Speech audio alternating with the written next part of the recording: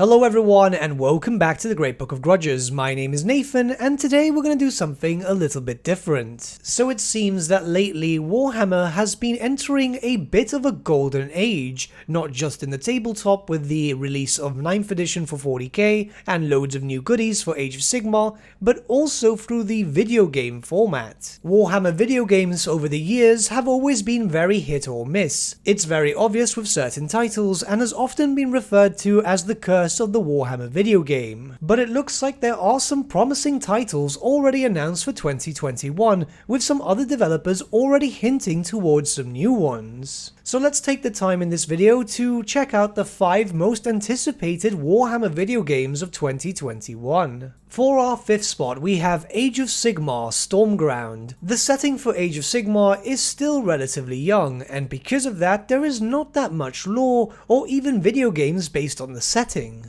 In fact, the grand majority of previous Age of Sigmar based video games have been in a mobile game format, which many of the fans of the series itself have been crying out for more. Then out of nowhere we had the announcement of Stormground, a turn-based strategy game with 3 different playable factions: the Stormcast Eternals, the Ghoulish Nighthaunt, and the Rotting Maggotkin. The game is scheduled to release on the 27th of May, and there hasn't really been a lot of information provided barring that from the announcement itself. What we have seen through various different trailers is that we're able to customize our hero and even choose the paint scheme of our faction, which of course fits heavily in the theme of Warhammer, and also that we'll have dynamic campaigns. There was a little bit of worry though, as unit cards were presented in the trailers, and that made people think that this game would have microtransactions, but the developers themselves have stated that this is purely for game mechanics and there will be no microtransactions in-game. I myself am excited to see how this turns out, as I have high hopes for Age of Sigmar, and hope that this will allow for the fanbase to see a new side of the high fantasy setting. For our 4th spot, we have Necromunda Hired Gun. Necromunda itself has recently been seeing a triumphant return into tabletop wargaming, so it was only a matter of time until video game developers took a chance at it. There have been some previous attempts to allow players to experience the Underhive city, however now it looks like we're getting something in a drastically different way,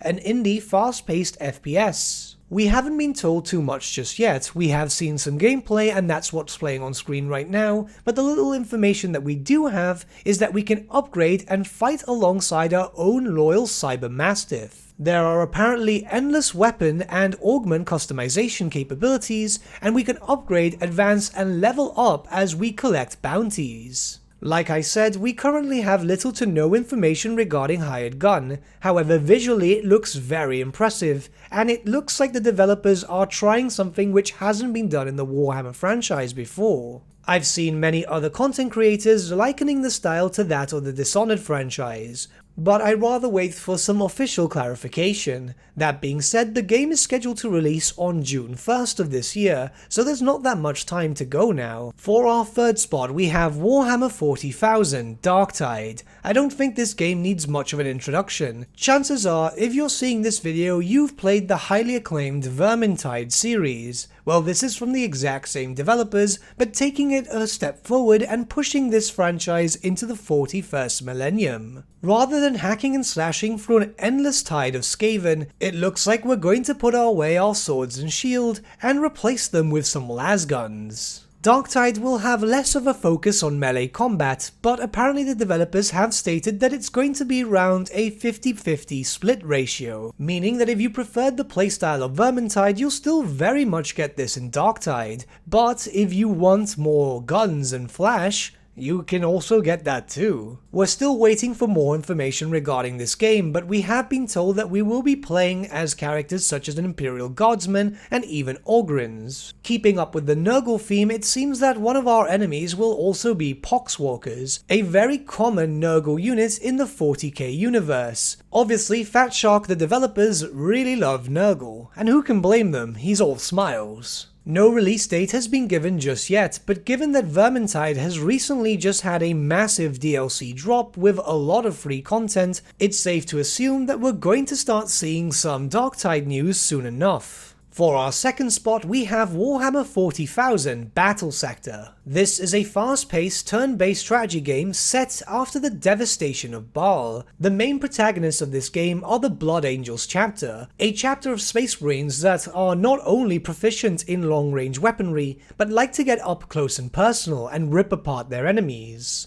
The antagonists of this game are the Tyranids, a hive mind of bug-like creatures which know nothing than to feed on any type of matter that exists. The game promises an epic 20-mission single-player campaign, and boasts the ability of being able to pick your units, heroes, and their loadouts. I personally have been able to play this pre-release, and I've got to say that even though I was granted to a build that didn't give me access to too much, it was really interesting. The game is quite fast-paced and doesn't have that usual slow drag that a normal turn-based strategy game does have. It was also pretty cool to be able to use both Primaris and Firstborn Marines together, very much as I would do with my normal Blood Angels tabletop army. There has been some concern from old-school Warhammer 40k fans that eventually we might not see any more Firstborn Marines in 40k games. But thankfully with Battle Sector it looks like we will still keep to tradition. I myself am still eagerly awaiting more news regarding this game, and I hope that the Red First does not take me before that. We're of course coming in with an honourable mention here with Blood Bowl 3. You can't make an anticipated Warhammer video game list without mentioning Blood Bowl, and of course there are many reasons why. Sometimes you want to take a break from the constant warfare and just enjoy a friendly game.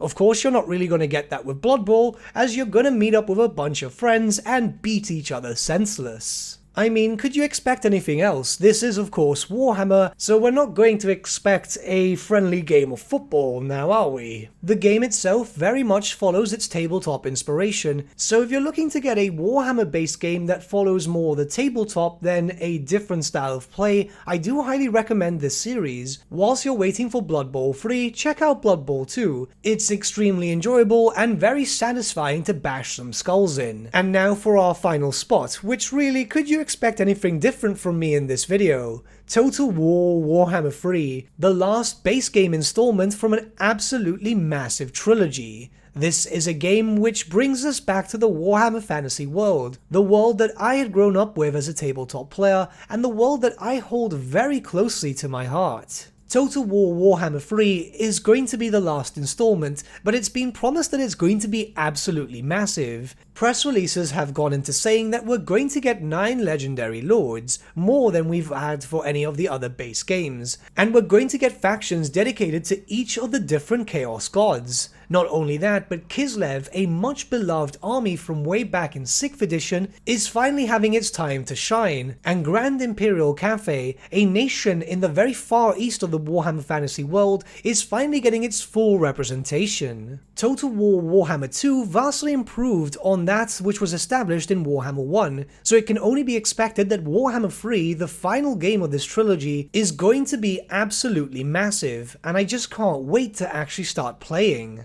Just by personal preference, I'm just waiting to see the Suneshi faction, but at this point I just want to see news on just about anything. We've been waiting years for the last game in the trilogy and it just looks so close now. Like Warhammer Battle Sector, Total War Warhammer 3 currently has no release date, but we know that they're both coming in 2021. It looks like 2021 is going to be absolutely massive for Warhammer based video games. We're still very early into 2021, and I have no doubt that it's not going to be long until we start seeing more announcements for more video games, but it looks like we're entering the golden age of Warhammer, and that brings a big smile to my face. I've been playing Warhammer for over 20 years now, so it's great to see that the video game aspect of it is doing so well, and my hope is that only good things can come from this. But which game are you looking for the most? Let me know your thoughts in the comments below and let's start a bit of a discussion. But with that, my friends, we've come to the end of our video. Thank you so much for watching. If you did enjoy the video, might I suggest giving the video a like, or even subscribing to the channel, as it really does help us out.